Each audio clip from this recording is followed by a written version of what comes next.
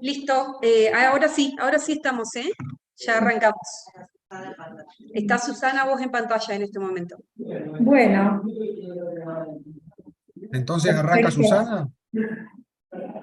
No, el que hable arranca. Lo que pasa es que están como marcadas porque se ve que fue la última que habló. Si pueden silenciar los micrófonos para cuando vayan hablando así por parte, así no... Yo le paso, yo le paso a Ray, así la presenta a Mónica, ¿sí? ¿Es así? No, Sí, Susana, sí, bueno, dale. dale. Arranco yo. Ah, bueno, dale, arranca vos. ¿Estamos? Avísenme cuando estamos, porque yo no alcanzo a ver las dos cosas. Ya estás, Ray, ya estás en vivo. Buenas tardes a todos, a todas.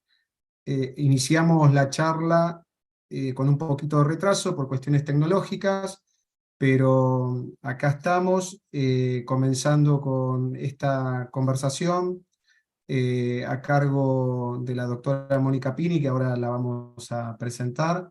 Esta charla se denomina ¿Qué pasa con los vouchers?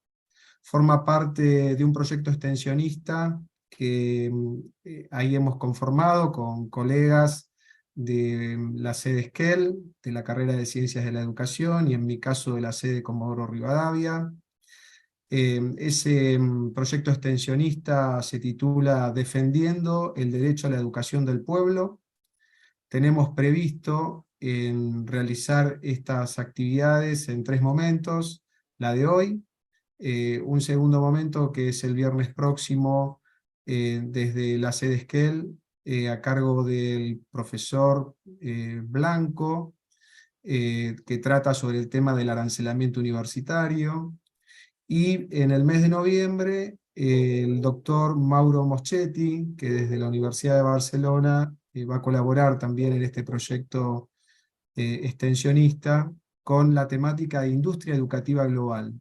Bueno, sin dudas que la temática que buscamos abordar y problematizar tiene que ver con el asunto de la mercantilización de la educación, que, bueno, no es un asunto de hoy, sino que esto forma parte de la agenda educativa nacional e internacional ya de larga data, pero que hoy ha recobrado mayor fuerza en nuestro país en este contexto político de los últimos meses. Y como universitarios y también como ciudadanos y ciudadanas, estamos preocupados por estos temas, en tanto que nuestra sociedad los ha naturalizado, y me refiero, digamos, particularmente a la cuestión de la mercantilización, la privatización de la educación, y la cuestión de los vouchers. Y nosotros creemos que, lejos, digamos, de ser naturalizados, hay que desarmar esos temas, hay que discutirlos, hay que reflexionarlos críticamente, y acá nuestro aporte. Y hoy hemos querido comenzar con este tema de los vouchers, a cargo de una especialista en el tema, la doctora Mónica Pini, pero antes de darle lugar a Mónica y presentarla, le vamos a pasar la palabra a la decana de nuestra facultad, la magíster Susana Vidós. Así que muchas gracias, Susana, y gracias por el compromiso también de la facultad en acompañarnos en este proyecto extensionista. Adelante. Muy buenas tardes a todos, a todas. Bienvenida, Mónica Pini, a nuestra universidad. Un gusto poder contar con vos en esta tarde. En principio, agradecerte la disponibilidad de acompañarnos, aceptar la invitación para charlar sobre el tema de los vouchers, los bonos educativos, sobre ayudarnos a entender cómo se implican a nivel institucional, burocrático, administrativo, y sobre todo cómo esta propuesta mercantilizadora tensa o tiene límites en relación a poder garantizar la educación como un derecho humano. Es un tema sumamente sensible, es importante poder darnos estos espacios con especialistas para poder conocer los temas, su actualidad, su interés público, y también poder reconocer, advertir cómo muchas veces encontramos en el ámbito, digamos, de la competencia electoral, propuestas simplificadoras a temas que son sumamente complejos. Y ese es nuestro aporte como Facultad de Ciencias Sociales y Humanas, ese es nuestro aporte, digamos, desde la Patagonia, desde una universidad regional. Nos sumamos a este debate y te agradecemos profundamente compartir con vos esta tarde. Bueno, muchas gracias, Susana. Ahora sí vamos a referenciar un poquito más la actividad. Voy a comentar la dinámica, sí, perdón. Acordate que está Joaquín. Sí. Bien. Y bueno, voy a comentar la dinámica, por eso mismo. En primer lugar, quiero mencionar que va a haber una presentación por parte de 2 estudiantes de la carrera de Ciencias de la Educación de la sede Esquel, Joaquín Superviel, que es auxiliar en la Cátedra de Economía y Política Educativa, Agustina Arzaguet, que es también auxiliar en la Cátedra de Historia de la Educación Argentina y Latinoamericana, quienes, digamos, van a compartir con nosotros una reflexión en términos de, bueno, cómo entienden desde su perspectiva como estudiantes el tratamiento de estas problemáticas, de estos temas en educación. Por otra parte, lo que vamos a realizar es ya la charla, vamos a pasar a la charla, digamos, de la doctora Mónica Pini, y bueno, a medida que se vaya desarrollando la charla, probablemente va a suceder lo que habitualmente pasa, que son intervenciones en el chat de YouTube, que desde ahí es donde puede participar el público. Nosotros vamos a ir recuperando esas preguntas, esos comentarios, para que en un último momento, digamos, de esta conversación, podamos efectuar esos intercambios entre el público y Mónica, y probablemente nosotros también intervengamos en eso. Bueno, así que vamos a presentar a Mónica. Bueno, como ya lo dijo la decana, Mónica, un gusto enorme, muchas gracias por tu tiempo. Y bien, Mónica es doctora en educación, es docente en la Escuela de Humanidades por la Universidad Nacional de San Martín, es doctora en educación, en un doctorado realizado en la Universidad de Nueva México, es magíster en Administración Pública por la Universidad de Buenos Aires, es licenciada y profesora en Ciencias de la Educación por la Universidad de Buenos Aires, y está especializada en políticas educativas y en el estudio de los problemas educativos en relación con las transformaciones culturales, sociales y tecnológicas recientes. Así que bueno, un honor nuevamente, Mónica, tenerte con nosotros. Bueno, le pasamos la palabra a Joaquín, a Agustina, no sé bien cómo es el orden, y luego damos paso a la charla central de Mónica. Gracias.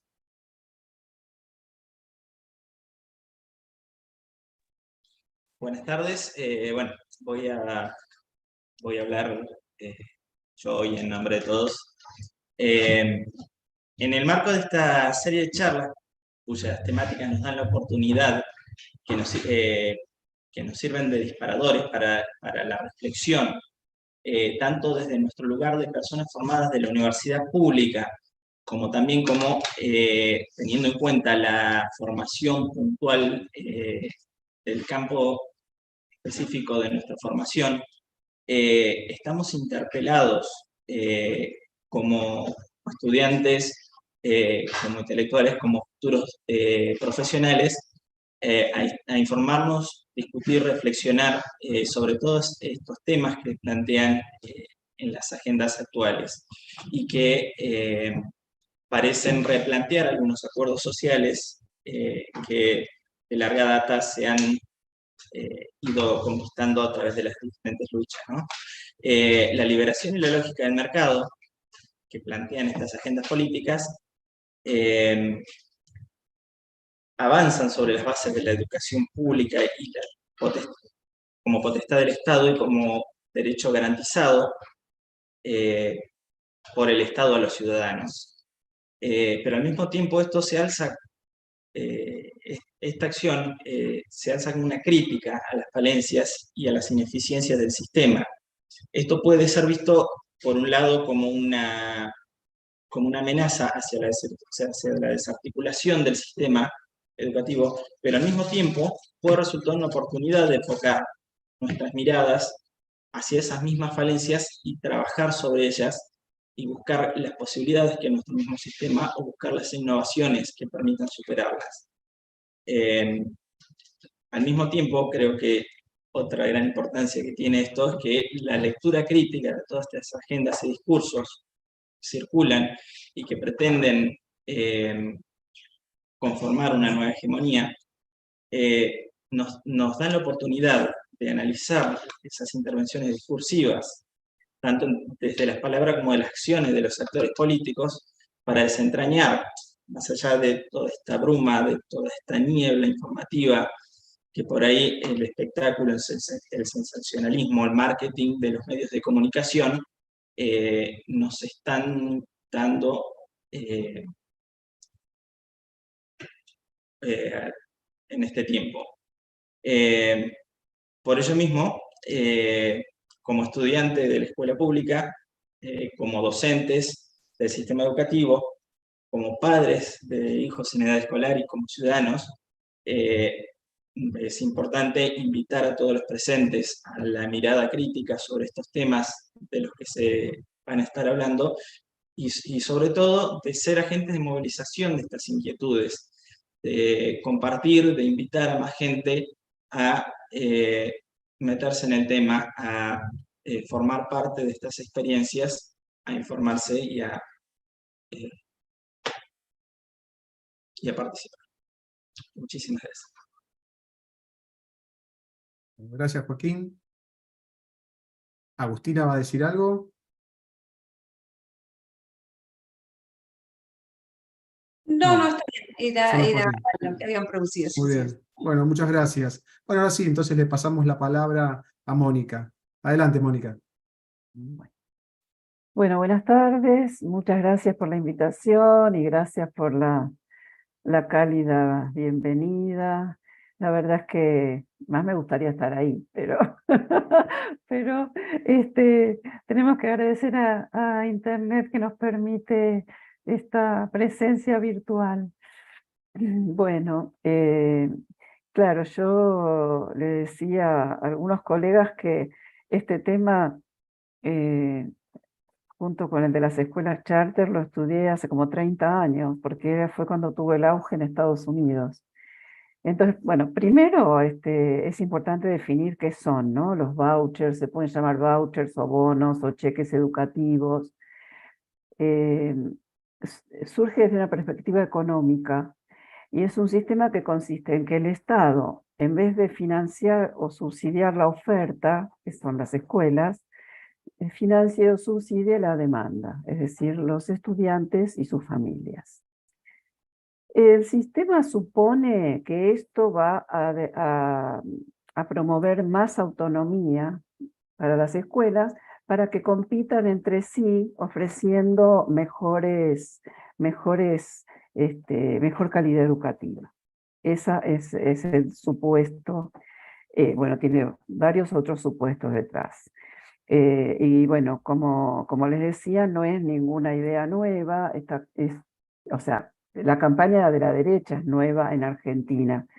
A pesar de que muchas veces se había hablado del arancelamiento universitario, etcétera, pero con respecto a este tipo de propuestas, no se había presentado.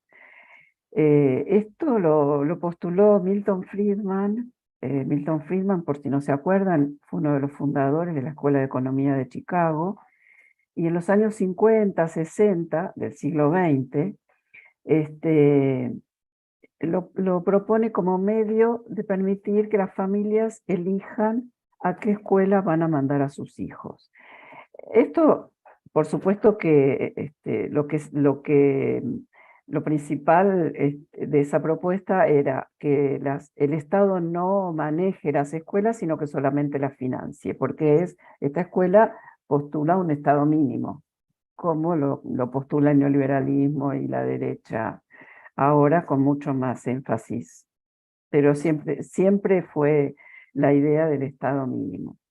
Entonces, está en línea con la tendencia privatizadora, que como decía Raimundo, tiene unos cuantos años, y en realidad la privatización silenciosa en base a lógicas gerencialistas, eso ya penetró desde los 90 y antes, y hay mucho en el sentido común estas ideas que no se terminaron, pero que van renovándose como con caras nuevas.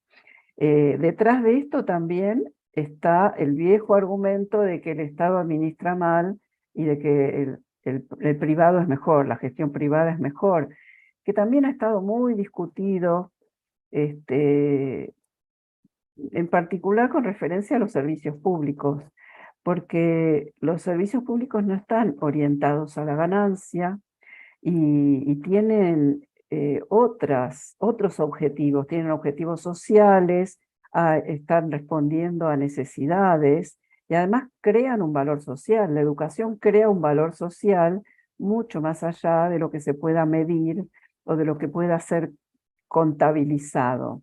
Esto está bastante desarrollado en los últimos años.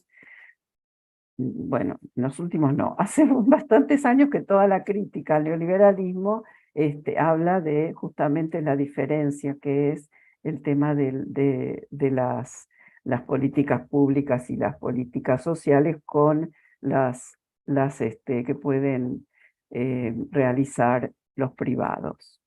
Entonces, desde esta posición de que el Estado brinda unos servicios públicos que son diferentes, se rechaza entonces la lógica gerencial mercantil en educación, porque la lógica gerencial es la lógica de la ganancia. Y esto, bueno, como les decía, surge hace 30 años, tuvo un auge muy importante en Estados Unidos, en pleno momento del consenso de Washington. Por si no se acuerdan, el consenso de Washington fue un conjunto de prescripciones de política económica neoliberal que se promovió para los países en desarrollo. Entonces, a partir de Thatcher y Reagan y varias instituciones, como el Fondo Monetario Internacional, el Banco Mundial o el Departamento del Tesoro, entonces daban sus lineamientos para los países, entre comillas, en desarrollo. Y justamente fue el momento más fuerte del impulso del neoliberalismo. Pero además los vouchers fueron promovidos como parte de un movimiento bastante más grande, que era el movimiento de elección de escuelas en Estados Unidos, que se llamó School Choice. Pero no era solamente vouchers, se proponía junto con las escuelas charter, con los créditos en los impuestos, las escuelas imán, y bueno, ya son otros desarrollos, y las escuelas en el hogar, el homeschooling, que también tuvo bastante desarrollo. Entonces el movimiento de elección de escuela promueve este derecho de los padres a elegir el tipo de educación, el tipo de escuela que les parece mejor para sus hijos, buscando revertir la norma de la zona geográfica, ¿no? O sea, la asistencia a las escuelas que corresponden al domicilio. Ahora, sobre todo en países con gran extensión, ¿no? Como Estados Unidos, como Argentina, justamente lo que se trató fue de que hubiera escuelas en casi todas las localidades y que hubiera escuelas suficientes para todos. Se trató de hacer una distribución democrática porque esto aseguraba la formación de ciudadanos en una identidad nacional, la integración de diferentes grupos en el espacio común de la escuela y el cumplimiento también del derecho universal a educarse. Entonces, todos estos principios están detrás de la zonificación. O sea, no es arbitrario que uno vaya a la escuela que le queda en su región o en su cercanía. Entonces, pero esta propuesta de elección de escuela en sus diferentes modalidades, también en relación con los test y en relación con los estándares de excelencia, surge sobre el ataque a las escuelas públicas. Lo mismo que escuchamos aquí, las escuelas no enseñan, los chicos no saben nada. Bueno, aunque parezca mentira, en Estados Unidos se decía lo mismo. Y sobre todo que a las escuelas es muy fácil responsabilizarlas de todo lo malo que pasa en la sociedad, pero sobre todo en Argentina vemos que no tienen las herramientas indispensables para cumplir las tareas, fundamentalmente sus propias funciones, no digamos ya todas las otras funciones que se le exigen. Por ejemplo, en esta línea, voy a hablar por Buenos Aires, por Capital Federal, porque es lo que más conozco, pero en esta línea de ir en contra de las escuelas públicas, por ejemplo, se disminuye o subejecuta el presupuesto educativo, se intenta desprestigiar a los docentes, se cierran carreras y se achican los institutos de formación docente, y se demonizan a los trabajadores de la educación, a sus organizaciones. O sea, es todo un combo, un paquete de ideas y de, digamos, ataques que van socavando la idea de la escuela, que siempre fue una institución de mucho prestigio en nuestro país. Y de mucha confianza, una de las instituciones públicas que generaba más confianza en la población. Por otra parte, en este contexto de mercantilización de la vida, ¿no? Todo se compra, todo se vende, la propuesta de los vouchers forma parte de estas tendencias a la privatización de lo público, como decía la decana, que se manifiestan desde desde mediados del siglo XX, en distintos ámbitos de lo social. Si lo miramos en la salud, también lo podemos ver; si lo miramos en la protección social, también lo podemos ver. O sea, el auge de las AFJP, el auge de las prepagas. El Banco Mundial respaldó estas ideas siempre desde el principio. Lo que se debatía también en su inicio es si tenía que aplicarse solamente a las escuelas públicas o también a las escuelas privadas. O sea, porque si van a competir entre sí, se suponía que eran solo las públicas, pero si ya tienen que competir con las privadas, no es una competencia muy pareja. Pero el sistema de bonos o elección de escuelas privadas, entonces permite a los padres usar fondos públicos para mandar a los chicos a escuelas privadas. Acá voy a hacer un paréntesis, porque en Argentina históricamente se subsidia la educación privada. Entonces, más allá de su legitimidad, no era un sistema de competencia por la elección, porque subsidia la oferta. Y tiene mucho que ver con la tradición católica y de las confesiones, ¿no? Aparte de que haya también otras escuelas privadas no confesionales. Pero esa fue la tradición. Ahora, con respecto a las escuelas públicas, muchas veces las familias evaden la zonificación para acceder a escuelas mejores. ¿Esto qué muestra? Muestra que brindar o no mejor educación no tiene que ver con la autonomía o con el subsidio, menos con la competencia, sino que involucra otras dimensiones. Porque en muchos casos las familias de bajos ingresos hacen muchísimos sacrificios para mandar a los chicos a una escuela privada de baja matrícula, una escuela privada accesible, por ejemplo a las parroquiales, pero no porque sea mejor, porque puedan decir es una mejor educación. Fundamentalmente lo que les atrae es el marco religioso disciplinar, o que está en un mejor barrio, o que el grupo de pares es un poco mejor. Son otros los criterios, no los de PISA o los de los resultados de las pruebas. Otro tema que es bastante importante se refiere a los montos de los vouchers. O sea, nosotros no sabemos nada. La propuesta actual de los vouchers no dice absolutamente nada sobre cómo se van a implementar.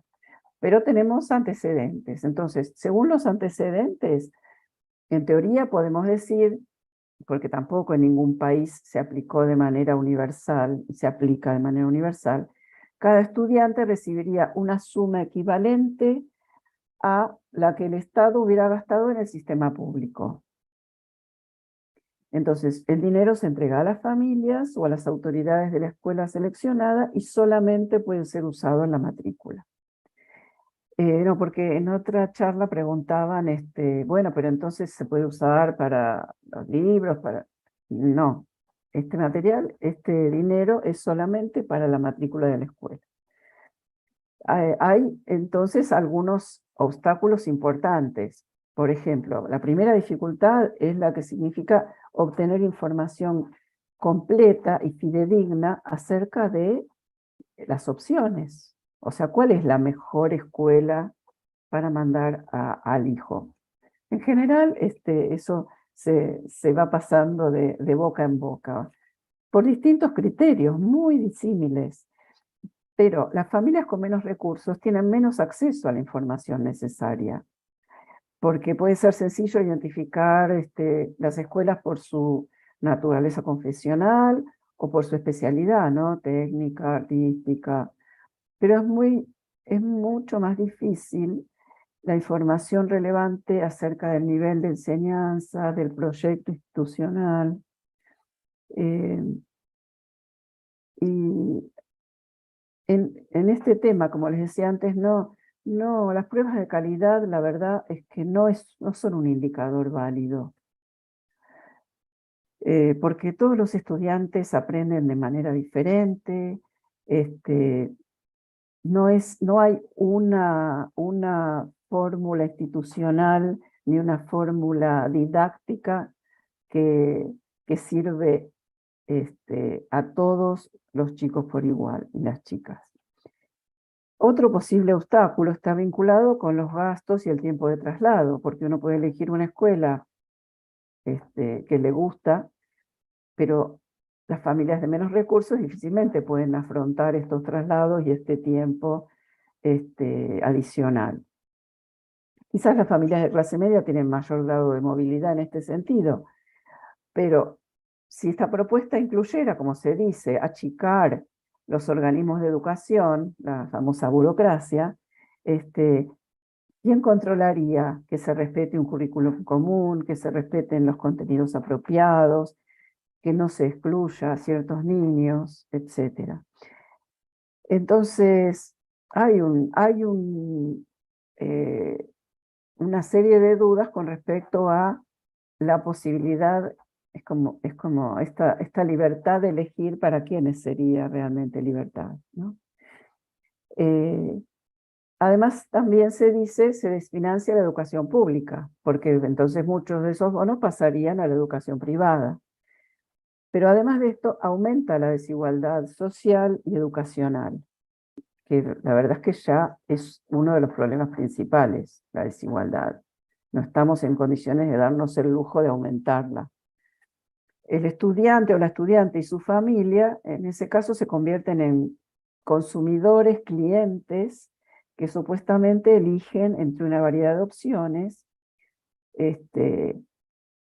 pero como les decía, la elección carece de la información completa que es tan necesaria para esta decisión. Hay varios estudios en Estados Unidos, en Inglaterra, en Gales, en Suecia, en Australia, en Nueva Zelanda, que afirman que los resultados de este modelo fueron el aumento de la segregación y de la diferenciación, y la redistribución negativa de los recursos para los que más los necesitan. Porque aun cuando el bono fuese igual para todos, en una época, en algunos países no se podía agregar dinero, la gente que tenía más dinero. Pero persiste la desigualdad porque en general sí se puede, o los padres o agregar más dinero para ir a escuelas más costosas, o también lo que pasa es que hay escuelas que seleccionan a su clientela. Eso lo hacen las escuelas privadas y ¿quién controla que no lo hagan? También es otra duda adicional. Entonces, bueno, plantear este sistema de vouchers está en línea con las otras propuestas de la derecha, porque, bueno, convierte a la educación en un bien negociable en el mercado. Y, bueno, y este es otro problema, las escuelas tendrían que competir para atraer estudiantes y su dinero. Y en un país como Argentina, ¿cómo se sostendrían las escuelas dependiendo solamente del ingreso de una matrícula que seguramente sería exigua? Piensen en escuelas de cualquier lugar del país. O sea, el Estado no pondría entonces la infraestructura, el equipamiento, etcétera, porque la plata se iría a los bonos. No se niega que hay una cantidad de cuestiones que es importante mejorar, pero voy a seguir con la caracterización y después vamos a ir a la propuesta, ¿no? Otro de los temas fundamentales de esta propuesta es la competencia, ¿no? La competencia es uno de los valores que proponen fuertemente los neoliberales y la derecha, y aparece muy ligada al éxito y a la ganancia, ¿no? O sea, hay que ganar en esta sociedad, si no sos un loser, un perdedor, etc. Esa es una lógica que ya nos han impuesto. Pero ni siquiera funciona tanto en el mercado, porque cada vez tenemos más monopolios. Monopolios de alimentos, monopolios de medios de comunicación. Digan ustedes los que se les ocurran, porque en libre mercado ya casi no queda. Entonces, muchísimo menos se aplica a las escuelas y a la educación, en donde en realidad debería prevalecer la formación, la capacidad, el compromiso, las condiciones de enseñanza y de aprendizaje y los recursos como factores de peso. Y en cuanto a la autonomía, la que teóricamente tendrían las escuelas para generar nuevos proyectos, la verdad es que tanto ustedes como yo conocemos muchas escuelas que tienen proyectos muy interesantes, creativos. O sea, el ser escuelas públicas no limita la innovación, no limita el intercambio pedagógico, y en realidad lo que habría que hacer es tratar de apoyar a las que les falta ese impulso para que lo desarrollen. En cambio, en la sociedad de la competencia prevalece el sálvese quien pueda, y no importa los que quedan atrás. Y en realidad, casi siempre tienen que quedar muchos atrás para que algunos lleguen. Eso se contrapone a una sociedad más solidaria y a una sociedad en la que pretendemos que haya comunidad. Es donde en realidad nos podemos realizar todos mejor. Bueno, hablando de la libertad, ¿no? Uno de los candidatos de la derecha, porque acá hay un punto también importante, propone anular conjuntamente la obligatoriedad y la gratuidad. No es solo la gratuidad, propone anular la obligatoriedad porque si uno quiere estudia y si no quiere no estudia. Y eso no es así, porque la obligatoriedad,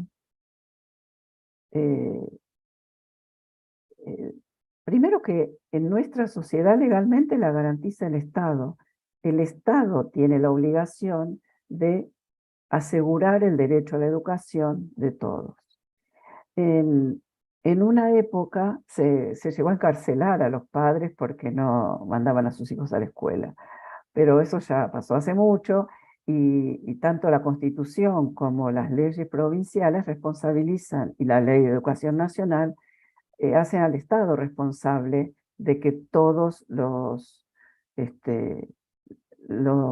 niños y niñas y jóvenes tengan la posibilidad de educarse. Entonces, es, por otro lado, la sociedad la que decide qué conocimiento común es importante transmitir a las nuevas generaciones. Es posible que ya haya quedado en el olvido, pero me acuerdo cuando volvió la democracia, una de las primeras medidas fue el Congreso Pedagógico. Así como hubo un Congreso Pedagógico en el siglo XIX, en el siglo XX hubo un Congreso Pedagógico donde era importante discutir qué educación queríamos, más allá de que nadie salió conforme, hubo minorías, mayorías, etc.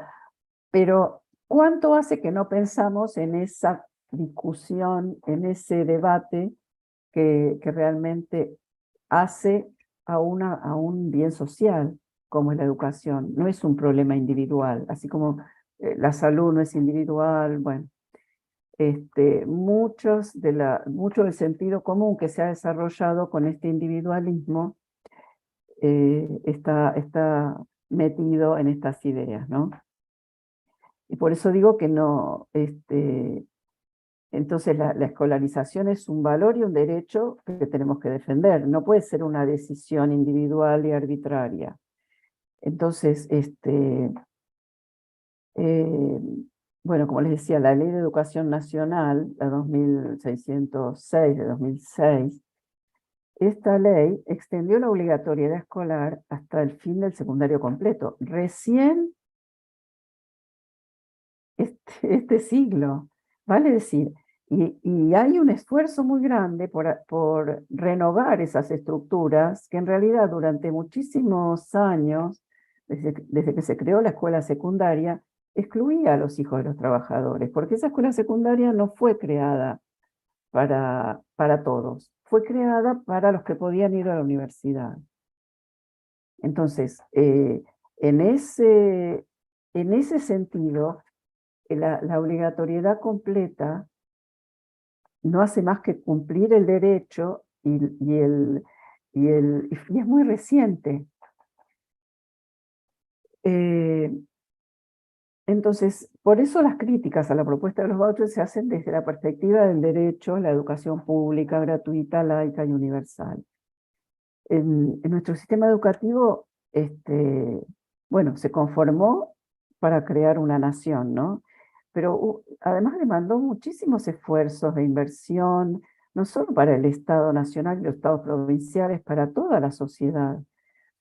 Porque, como les decía, realmente tendríamos que volver a darle el valor que tiene, o sea, la importancia de que sea una sociedad que defina la educación. Entonces, sin esa extensión a todo el país, a todos los niveles educativos, y sin el soporte del Estado, millones no tendrían la posibilidad de estudiar. Entonces,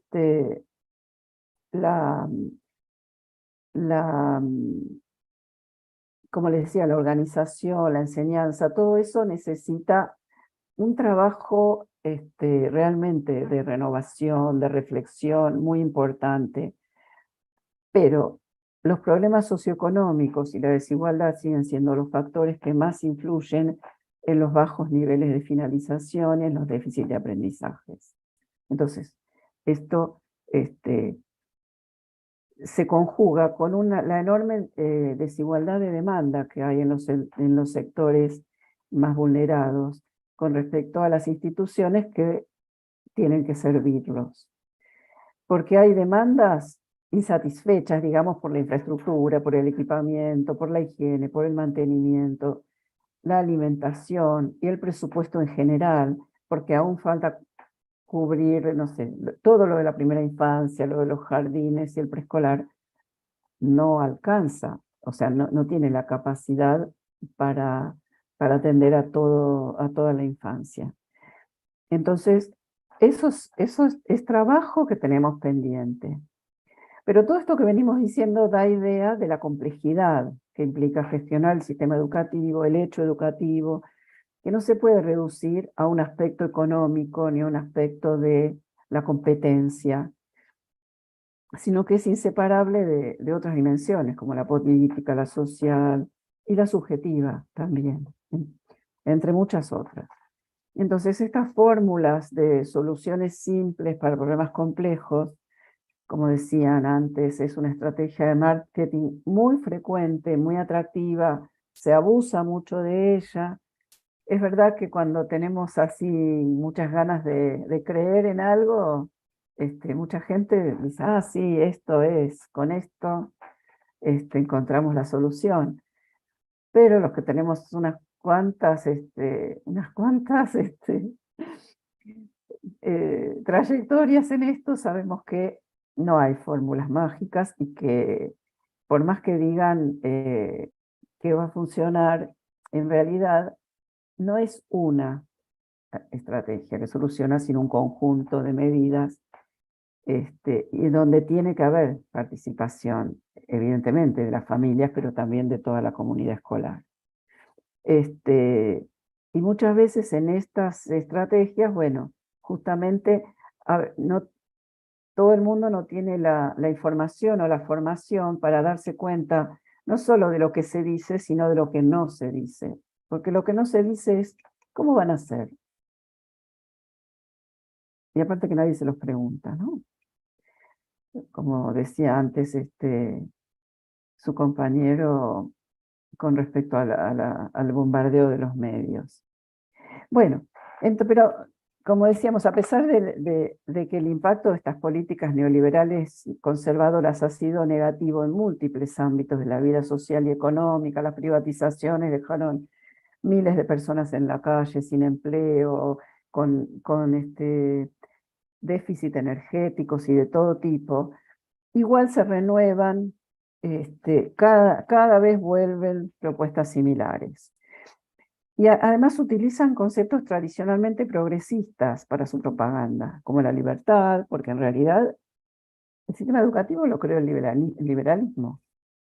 O sea, el liberalismo del siglo XIX, porque realmente les importaba tener una nación, una república.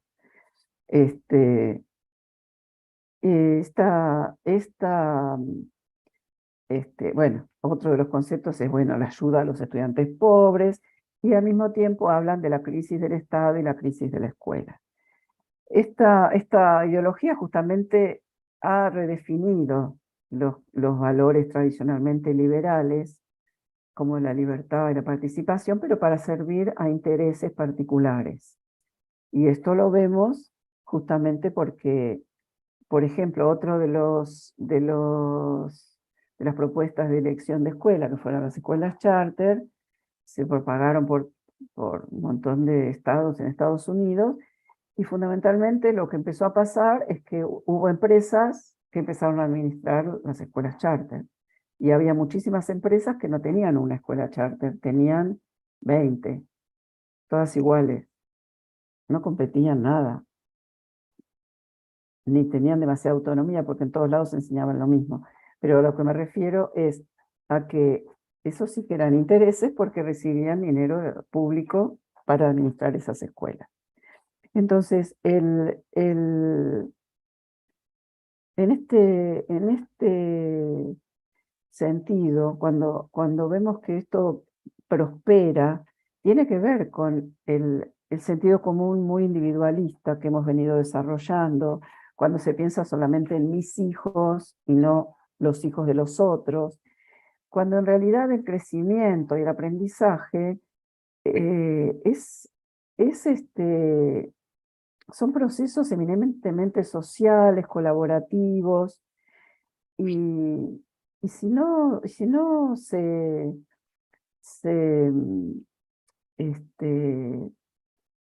mezcla, por decirlo de alguna manera, chicos, jóvenes de diferentes sectores, La verdad es que se pone límites al crecimiento, por más que crean que no.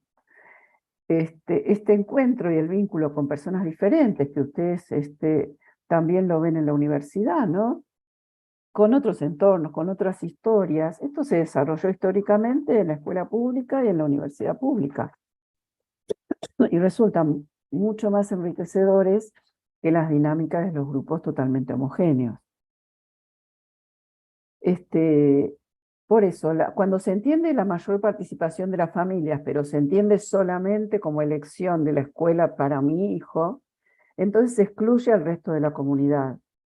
Entonces esto limita el concepto de escolarización al equivalente a un producto de consumo, en lugar de comprenderla como una institución social orientada a objetivos más amplios. Y es un cambio muy significativo pasar de la concepción de educación como derecho humano y social a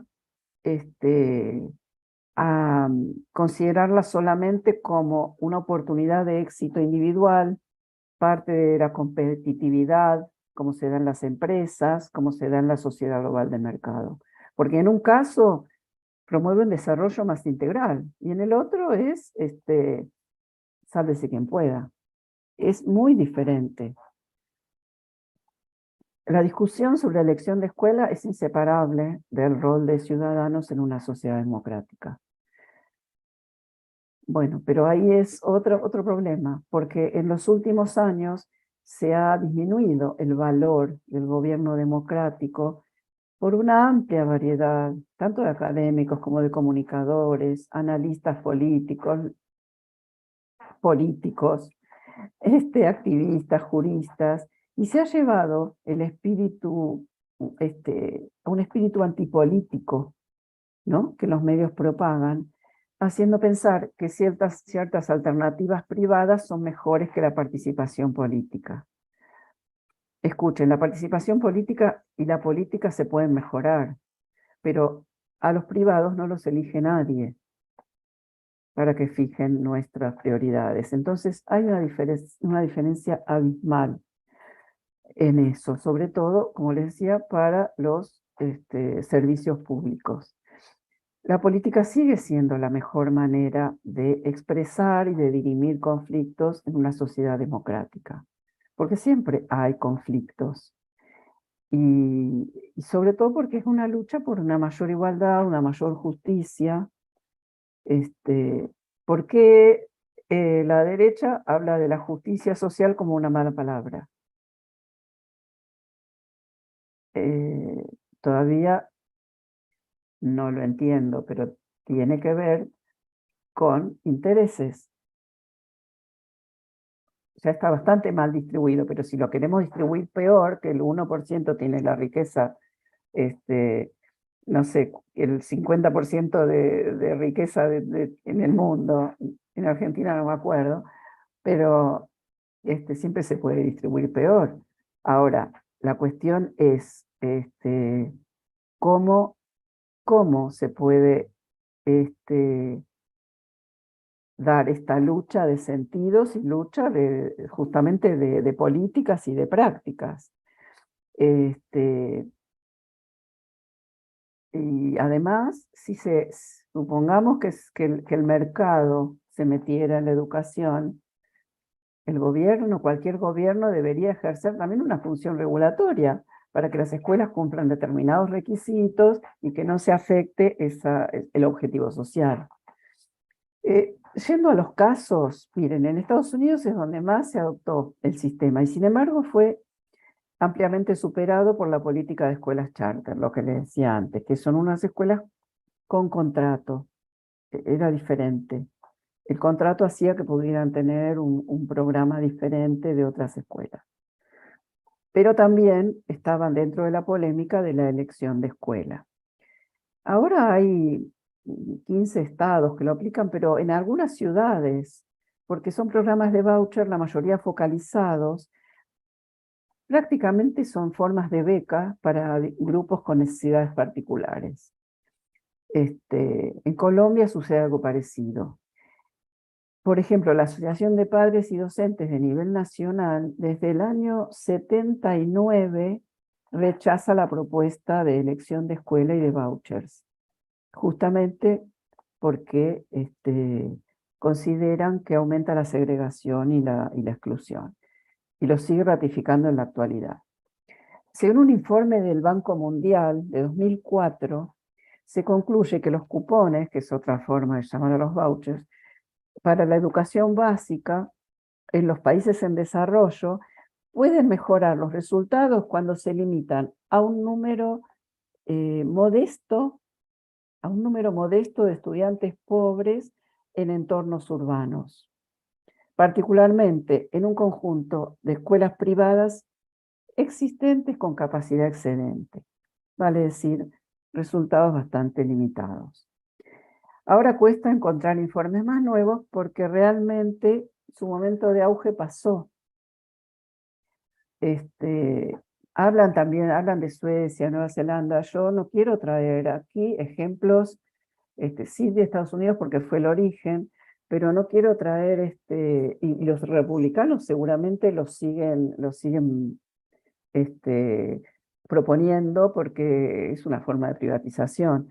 Pero quería traer una breve referencia al caso de Chile, porque es el más cercano, es uno de los pocos donde es universal, y también lo mencionó Milei cuando hizo la propuesta. Esta reforma comenzó en los años 80 con la descentralización del sistema educativo hacia los municipios, ¿no? Una de las propuestas del neoliberalismo, la descentralización. Y fue durante la dictadura militar de Pinochet. Allí se introdujo un sistema de subvenciones por estudiante para financiar las escuelas. Era una forma de voucher que el gobierno pagaba en función de la cantidad de asistentes por mes. Pero no iba a los chicos, chicas, a las familias. En las escuelas privadas, las privadas subvencionadas, iba a los propietarios, de acuerdo a la cantidad de chicos. Y en las escuelas públicas a través del municipio. Ahora, esto es lo que yo decía antes, no se contemplaban compensaciones por las diferencias económicas, pero sí podían recibir donaciones de los padres o asociaciones.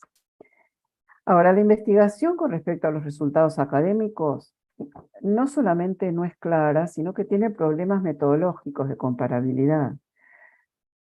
Pero, por ejemplo, las municipalidades, de acuerdo con su nivel de ingresos, pueden dar más recursos a las escuelas. Entonces, si suman eso a lo que reciben por chicos, se generan desigualdades entre las diferentes localidades, las municipalidades que no pueden agregar. Y esto es interesante, porque es lo que pasa en todos nuestros países. En los municipios ricos, la mayor parte de la población en edad escolar asiste a las escuelas públicas y se observa mejoramiento. Pero en las escuelas a las que concurren estudiantes más pobres no se puede decir lo mismo, lo que muestra que la desigualdad es persistente.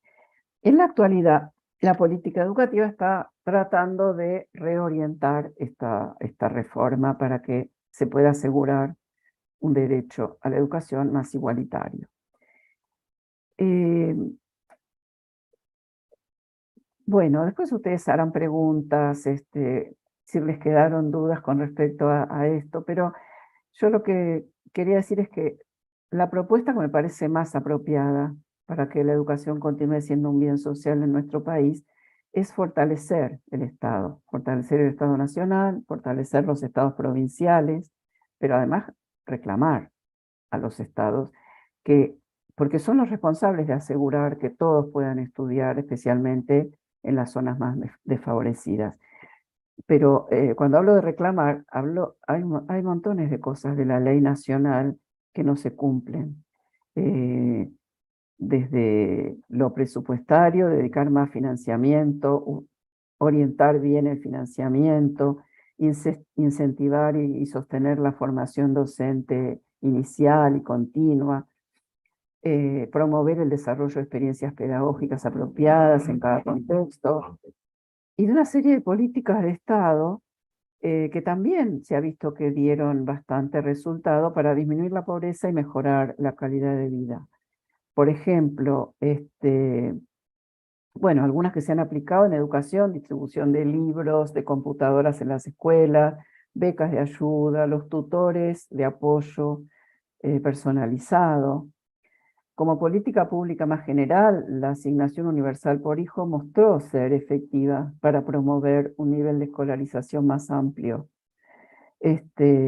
Pero bueno, también las mejoras salariales, el mejoramiento del nivel de empleo, eso, lo que mejora la vida eh, y la calidad de vida de la gente, eso es lo que puede mejorar también los niveles de escolarización, además de demandar el cumplimiento de lo que ya está escrito, ¿no? Pero una cosa más, ya para terminar, en un estudio justamente muy reciente de este año, analizan el porqué de la persistencia de esta propuesta de elección de escuela. Ellos lo analizan en Estados Unidos, porque son muchos años, no tiene demasiado éxito, pero persiste. Y ellos sostienen que se debe a la ambigüedad y flexibilidad de sus objetivos. ¿Por qué? Porque como todo el tiempo se dice que es para mejorar la educación y para mejorar la calidad, etc., pero al mismo tiempo que contribuye a las políticas de distracción. ¿Qué significa? Significa que impiden una comprensión más profunda del contexto y de las experiencias de estudiantes, de las familias, de las comunidades. O sea, desvían la atención de las causas últimas, ¿no? Como decíamos, de la desigualdad, de las complejas fuerzas estructurales, de las circunstancias históricas. O sea, todo eso se ignora, se silencia. Y bueno, como desde los defensores se argumenta que la elección de escuela solucionaría prácticamente todos los problemas de la educación, se sigue presentando como una solución, a pesar de las críticas a las inequidades que persisten en todas las poblaciones en donde se aplica. Bueno, hasta acá lo que yo quería compartir. No sé si Raimundo va a comentar algo sobre la universidad, lo que yo decía sobre las universidades. Bueno, en Chile ya vimos cuáles fueron las consecuencias de los créditos a las universidades y el arancelamiento. O sea, les daban créditos muy blandos, pero nunca más salían de los créditos y de esas deudas. Pero no conozco yo experiencias de vouchers, así que bueno. Gracias y si hay preguntas, encantada. Bueno, Mónica, muchas gracias. Hay algunas preguntas que ahora va a retomar Agustina, que le están pidiendo a ella que las traslade, ella está asumiendo ese compromiso. Pero antes, más que referirme a la universidad, hoy a la mañana cuando conversábamos un poquito de cómo poner en marcha esto, me quedé, digamos, pensando por ahí que es más necesario dar cuenta de qué pasa en nuestra jurisdicción provincial, en Chubut. Como vos sabés, Chubut es un caso particular en términos de continuidad de clases. Alguien intervino ahí en el chat dando cuenta de esto, ¿no? En una provincia donde hay pocas clases, ¿cómo se implementaría el voucher, ¿no? Me parece como algo raro discutir ese tema en un contexto tan crítico. Y por ahí para que conozcas un poco Chubut, y por lo tanto pensar en este tema de los vouchers, ¿no? Como asunto de la agenda educativa, pública, y como posible política pública para definir el financiamiento de las instituciones educativas. Yo hoy revisaba, y bueno, la provincia de Chubut tiene 47 municipios, de los cuales 6 solamente concentran más o menos el 85% de la población de Chubut. Hoy somos 600.000. Por otro lado, otro dato, bueno, ahí esto, digamos, tiene que ver con las posibilidades de desarrollo de mercado, por eso lo apunto, ¿no? Seguramente lo estás pensando. Por otro lado, Chubut tiene un porcentaje de escuelas rurales, de ruralidad, digamos, de establecimientos educativos, del 5% de la totalidad de las unidades educativas que tenemos en la provincia. También, digamos, independientemente de que el número sea pequeño, ¿no?, en términos porcentuales, es un dato también a contemplar. Por otra parte, en esto primero que te mencionaba, respecto de 47 municipios en la provincia de Chubut, de los cuales solo 6 concentran gran parte de la población, uno de los temas que hoy me venía a la mente a la mañana cuando pensaba esto es este tema que ha estudiado Alejandro Morduchovics, de la dispersión geográfica, cómo incide, ¿no es cierto?, en la definición de los costos educativos. Porque la pregunta atrás de esto que me hago es, ¿cómo definir un supuesto importe para los vouchers, siendo que probablemente y seguramente los costos educativos entre los diferentes establecimientos de las escuelas de distintos municipios de la provincia son distintos? Entonces ahí hay un problema, como vos marcabas recién, en relación a la cuestión de la equidad. Vos lo planteaste, digamos, en términos de la desigualdad, que por otro lado la experiencia, como bien decías, marca en la implementación de estas experiencias de vouchers, ¿no?, en el mundo. Y por otro lado te quería contar que la provincia del Chubut es una de las provincias que en términos per cápita hoy, datos de julio de este año, somos una provincia que encabeza el endeudamiento entre las jurisdicciones nacionales. O sea, cada uno de los ciudadanos de Chubut estamos a la cabeza en el endeudamiento respecto del resto de los ciudadanos del país. Es decir, es una provincia que está fuertemente endeudada. Justamente el problema del endeudamiento provincial es lo que ha impactado fuertemente en las posibilidades de desarrollar la continuidad de clases en la provincia. Es decir, no se ha podido garantizar desde el año 2017 para acá, con la ley de los 180 días de clases, por lógicas, digamos, cuestiones de no cumplimiento con mínimos salariales que garanticen condiciones adecuadas para el trabajo docente, sino que por otro lado también eso impacta, o sea, la deficiencia presupuestaria impacta también a nivel de la infraestructura. Permanentemente las escuelas tienen que cerrar un día, una semana, tal vez un mes, por problemas de caldera, por problemas de ausencia de vidrios, rotura de vidrios, etc. De hecho, en este momento, mira, yo me desempeño en un Instituto Superior de Formación Docente, Perito Moreno, 807, de acá de Comodoro Rivadavia, y este año fue crítico en la posibilidad de desarrollar clases, y bueno, a lo largo de toda esta semana no hemos tenido clases porque se vuelve a romper la caldera por creo que 5ª vez en el año, una cosa que es una locura. Por otro lado, también en relación a la deuda, contarte que, bueno, para los gobiernos que vienen, o sea, para el gobierno que viene, recién electo, viste que el mes pasado nosotros tuvimos elecciones a nivel provincial, bueno, no solamente para este gobierno, sino para cualquiera que hubiese ganado esa elección, tiene para adelante, digamos, como problema el endeudamiento provincial, siendo que el 80% de la deuda de la provincia está pactada en dólares. Y por otro lado, afecta esa deuda directamente, porque así fue constituida, digamos, uno de los principales ingresos que tenemos en las provincias, que es por regalías petroleras. Tener presente que en nuestra provincia las regalías representan, en términos históricos, en los mejores momentos, siempre 1/3 de los ingresos provinciales. Y eso está, digamos, directamente afectado al pago de la deuda externa, o sea, de la deuda de la provincia de Chubut, perdón, porque son títulos públicos y deuda con organismos internacionales. Fíjate que, digamos, esta deuda en el año 2022 representó el pago, ¿no es cierto?, de la deuda en el 2022 representó el 70% de los ingresos fiscales. Y por otro lado, si no como ejemplo, para que te lo puedas, digamos, representar, equivalió a 4 masas salariales completas en el año. La deuda del 2022. Bueno, esto está proyectado que va a tener un impacto todavía peor el año próximo, por la crisis económica que estamos transitando, ¿no?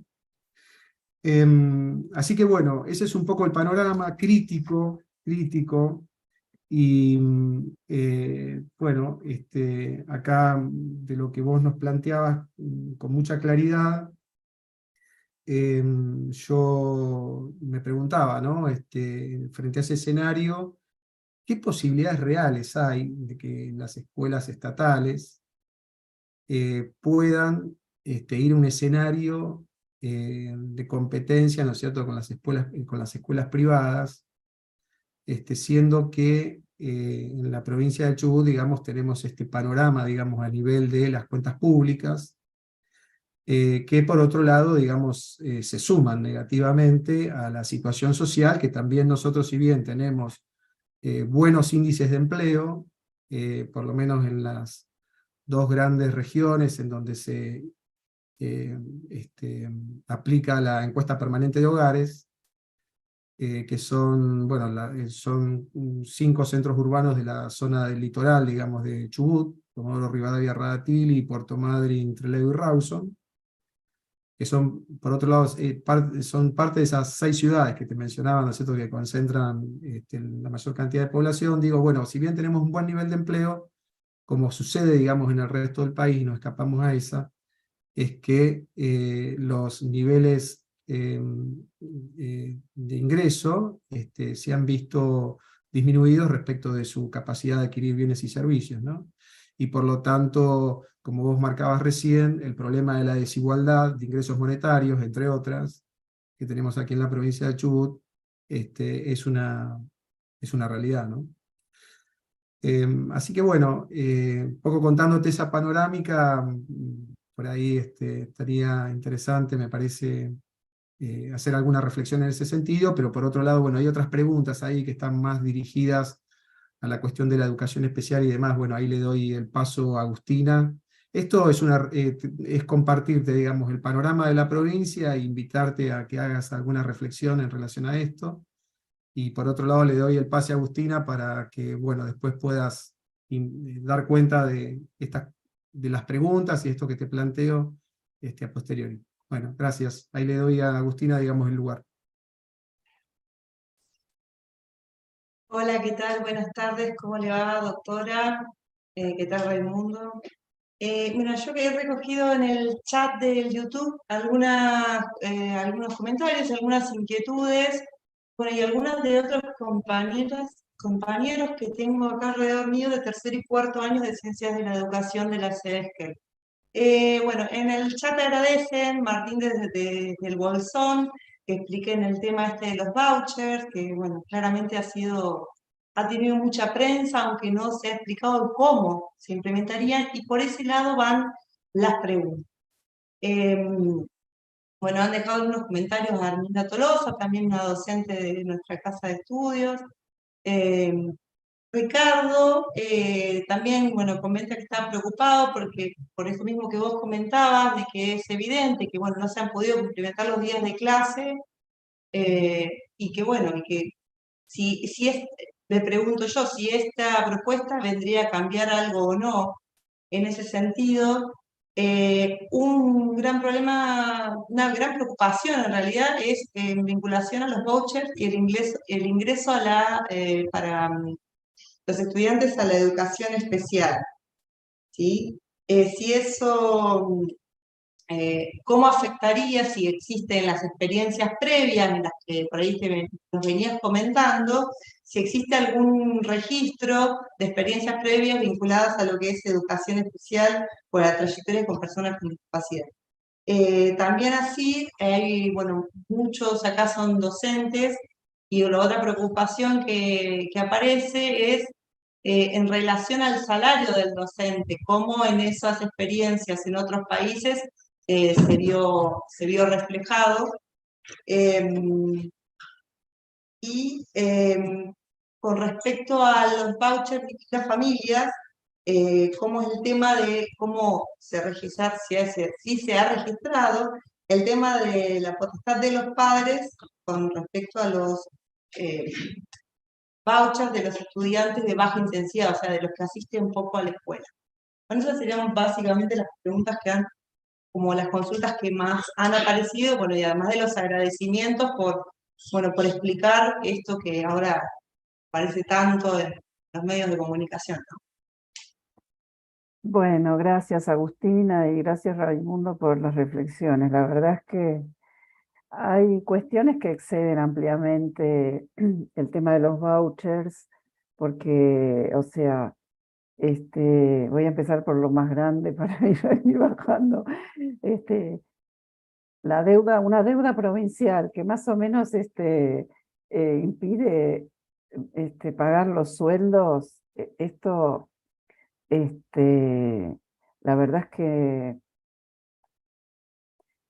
tiene que ver con el presupuesto, tiene que ver con justamente con una lucha política que tiene que seguirse dando, ¿no? No hay forma, o sea, así como nosotros tenemos una deuda impagable a nivel del país, creo que la provincia, el problema con ese tipo de situaciones es que alienta lo que yo decía antes, el discurso antipolítica, el discurso a la crisis del Estado, la crisis del sistema educativo, y en realidad no son hasta ahora las soluciones que están proponiendo económicamente son todas cosas que ya hemos experimentado y que no han resultado ni solucionando crisis, ni, y además empeorando todas las situaciones económicas. Eso por un lado para lo más grande. Me interesó mucho el tema de la ruralidad, porque justamente creo que es un tema fundamental. Hay lugares donde hay una escuela o dos escuelas, o hay muchas dificultades para los docentes para, no sé, para tener acceso a diferentes recursos. ¿Qué pasa si los chicos dejan de ir a esa escuela? La escuela no tiene más recursos y cierra. O sea, es algo que es impensable, porque en realidad para nosotros que haya una escuela rural en una localidad es algo fundamental. Entonces, no está, yo creo que no está pensado, que son todas como consignas tiradas un poco al viento, y creo que hay que, insisto, creo que la demanda tiene que ser que realmente funcionen todas las escuelas y puedan ser sostenidas. Por eso hablaba del presupuesto y de cómo se encara la lucha política para una, este, para poder revertir esto. No sé cómo vamos a hacerlo a nivel de país y a nivel de provincia. Creo que no se excede, pero si volvemos a las preguntas, justamente con respecto a los salarios docentes, hablando en abstracto, porque en realidad lo que pasaba con la elección de escuelas, supuestamente si las escuelas tienen voucher, son escuelas públicas, los docentes siguen con su mismo régimen, con su mismo salario, etc. Ahora, sabemos todos cómo es en las escuelas privadas, en general, si pueden limitar los derechos, los limitan, tanto a las organizaciones gremiales como a las licencias, etc. En el caso de, por ejemplo, de las escuelas charter, era un poco más complicado, porque encima tomaban docentes, a los docentes que tomaban les exigían que no se sindicalizaran, y les exigían, y la mayoría eran docentes jóvenes que también les pagaban menos. Entonces, eso también me parece que es parte de la lucha por el salario. Y con respecto a la educación especial, en algunos lugares, me parece que en Colombia, pero no estoy segura, tendría que consultar, quedaron esta especie de bonos focalizados como para ayudar a ciertos grupos con necesidades especiales. Eso, bueno, se puede llamar voucher, se puede llamar beca, se puede llamar ayuda escolar o como se llame. Puede ser válido siempre y cuando todos tengan derecho a eso. Realmente creo que el trasfondo de esta cuestión es qué pasa que estamos con tantas dudas con respecto a la democracia y al Estado, ¿no? Me parece que lo que han logrado, digamos, yo que soy de una generación que vivió muy pocos años de democracia, hasta 1982, que terminó la última dictadura, 82-83, realmente fue de una importancia enorme que hubiera que volviéramos al sistema democrático, que no hubiera militares o gobiernos autoritarios que persiguieran por las ideas, etc. En educación también pasaba, o sea, unas disciplinas un poco militares, o quemar libros porque supuestamente eran subversivos, una cantidad de cosas que la verdad es que tendríamos que volver a refrescar porque sería muy triste que volviéramos a vivir eso. Pero lo que se viene dando muy claramente es que estas políticas libertarias son liberales, neoliberales en lo económico y muy conservadoras en lo político.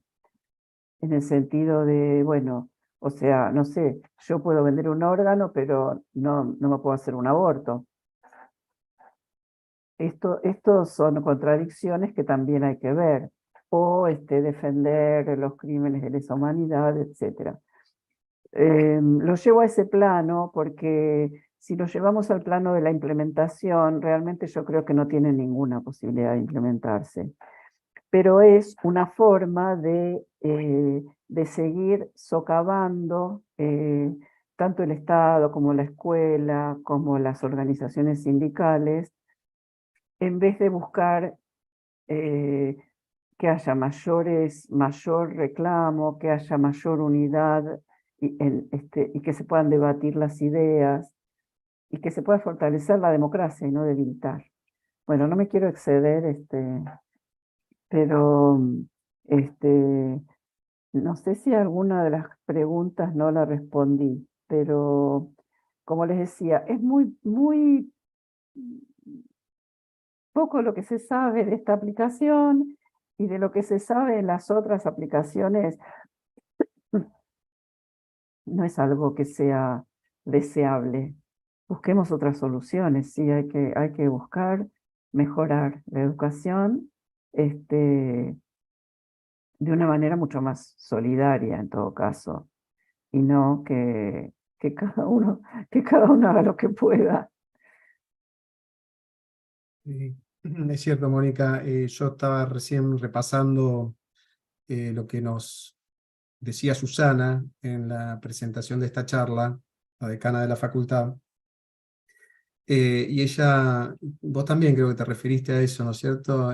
Daba cuenta de la simplificación de la realidad y de los problemas, en este caso educativos, que nos aquejan como sociedad, y que coincido, digamos, en esto que tenemos que reconocer que hay problemas, pero en nuestro caso, digamos, pensamos en abordarlos por una vía diferente, ¿no?, a la que se plantea desde la Libertad Avanza.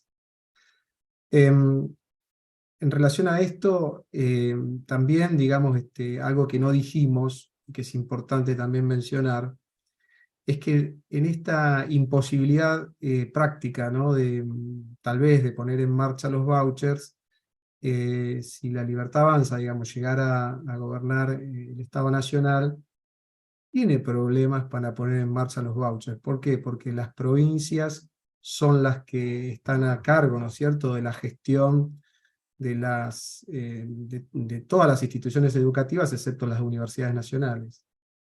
Entonces también tiene un problema ahí, digamos, de aplicabilidad, y por otro lado, si pudiera trasladarlo al ámbito del Consejo Federal de Educación para encontrar los consensos necesarios para que se vuelva, digamos, una imposición desde ahí, que las provincias tengan que poner en marcha los vouchers, también me imagino que esa discusión, ¿no es cierto?, es engorrosa. Entonces, digamos, hay ciertas consignas, como decías vos, que se tiran frente a los problemas, sin dar cuenta de la posibilidad de aplicación, ¿no es cierto?, en este caso de esta política de vouchers.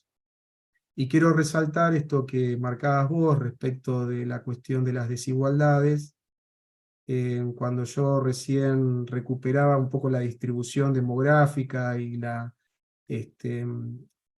institucionalidad a nivel de la división política en la provincia del Chubut de 47 municipios, por ahí me faltó, digamos, resaltar esto de que, bueno, ese 20% de los municipios restantes, quedan muchos municipios con poblaciones de menos de 1000 habitantes.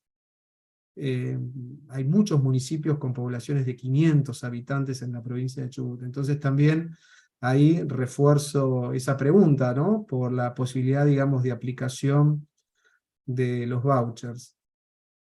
Pero por otro lado, me quedo con una idea que vos marcaste, que creo que es muy clara, en relación a efectivamente los vouchers, o dicho en un sentido más amplio, como planteaste vos, el mercado va a ser consecuente con aquel viejo precepto de Adam Smith de la competencia perfecta, o efectivamente lo que va a hacer es lo que sucede, ¿no es cierto?, en otros ámbitos de mercado, en donde la tendencia es al oligopolio y al monopolio, ¿no?, y que eso sí sería un problema, no solamente respecto de las posibilidades de los sectores más vulnerados de acceder a la educación, sino que sería un problema en términos de la libertad de enseñar, en el sentido, bueno, establecido en la Constitución Nacional, en el sentido de qué tipo de educación brindamos en relación a la cuestión de la epistemología, la teoría, digamos, la ideología, en definitiva, ¿no?, que se transmite en educación. Un riesgo para la democracia, como vos lo marcaste, ¿no? Mm. Sí, bueno, yo pensaba justamente en ¿cómo se sostiene una escuela en una población pequeña? ¿Con qué compite? ¿Qué hace? O sea, realmente no está pensado, no escuché ninguna reflexión seria. Estaba leyendo en La Nación la semana pasada uno de los adalides de los vouchers, que decía, bueno, no, porque vamos a empezar por alguna provincia, supongo una provincia afín, si es que llega a ser presidente, seguramente va a tener, vamos a empezar por alguna provincia que quiera hacerlo y aparte sirva de modelo, y también me parece una cuestión totalmente propagandística, porque todas las provincias tienen esas mismas situaciones de ruralidad, de pequeñas localidades, de lugares muy realmente pobres. Entonces, y que son escuelas que no se pueden sostener si no está perdón, el Estado o la provincia sosteniendo. Perdón. Bueno.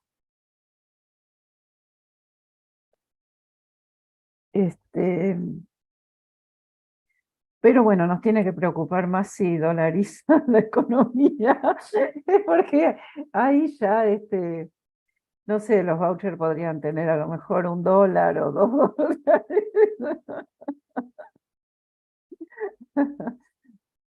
Mejor reír que llorar.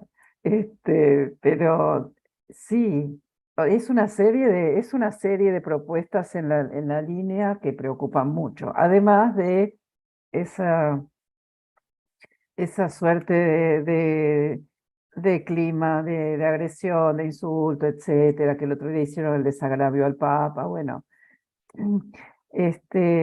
Como vos me comentaste que hubo un mensaje agresivo, la verdad es que eso se favorece desde ciertas actitudes que se ven, que se difunden, en donde realmente se dificulta mucho el debate de ideas o justamente lo que nosotros tenemos que tratar de promover en la universidad, en las escuelas. Y me parece bárbaro, por eso esta iniciativa es una lástima que no podamos intercambiar de verdad, pero bueno, ahí intercambiarán entre ustedes y podrán, como me decía Susana, queda grabado y lo podrán ver y conversar en otros momentos. Así que, bueno, la agradecida soy yo. No sé si hay algún otro comentario.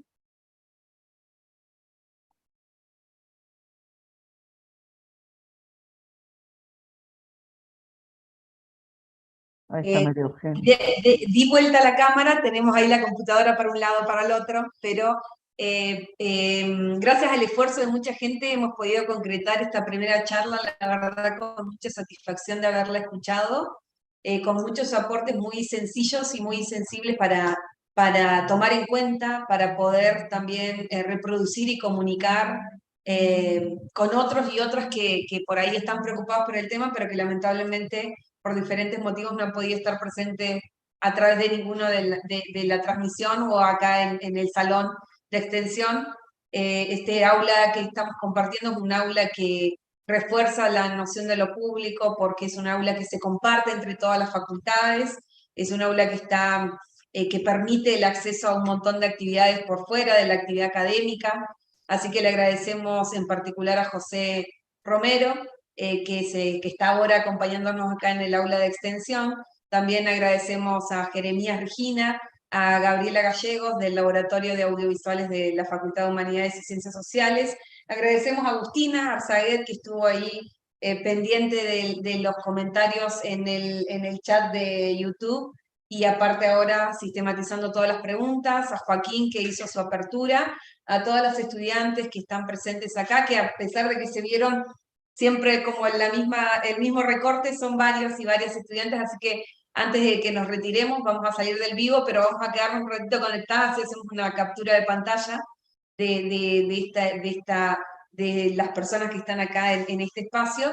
Agradecemos a la decana de la facultad, Susana Vidós, y a todos y todas quienes han hecho posible este encuentro, así que los y las invitamos a la próxima charla, que esta va a ser presencial, el día 15 a las 18 horas en el aula magna del edificio de aulas de la Universidad de la Patagonia.